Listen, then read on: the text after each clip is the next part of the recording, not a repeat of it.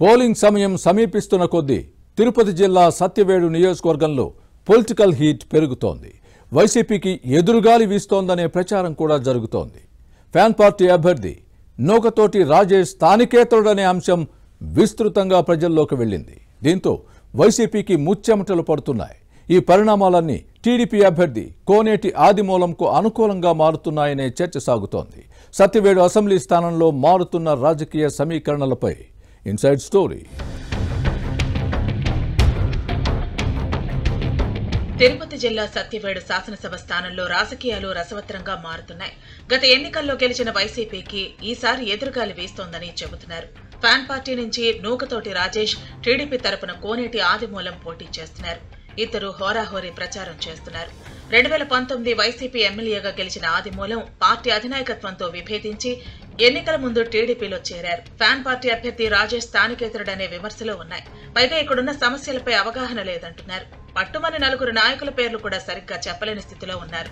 దీంతో వైసీపీ నుంచే నిరసన వ్యక్తం చేయడం ఈ నేతకు ఇబ్బందికరంగా మారుతోంది. ప్రజలకు పరిచయం లేని నేతకు టికెట్ ఇవ్వడంపై అసంతృప్తి వ్యక్తమవుతోంది.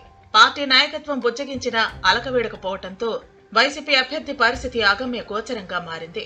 నియోజకవర్గంలోని మెజార్టీ నేతలు ఈయనకు వ్యతిరేకంగా పనిచేస్తున్నారనే ప్రచారం జరుగుతోంది.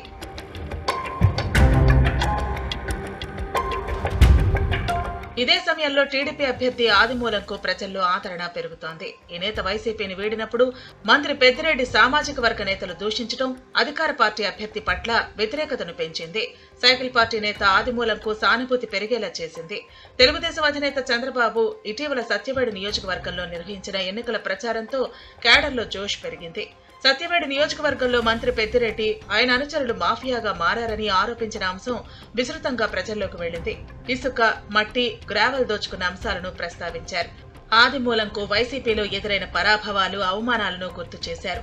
దీంతో ప్రజల్లో ముఖ్యంగా దళితుల నుంచి సానుకూల స్పందన వచ్చింది. టీడీపీ అభ్యర్థి స్థానికుడు కావడంతో పాటు పార్టీ కేడర్ను కలుపుకొని పోవటం కలిసి వచ్చే అంశంగా భావిస్తున్నారు. పార్టీ కేడర్లు ఎక్కువ మందిని పేర్లతో పలకరించడం కూడా ఈయనకు అనుకూలంగా మారింది.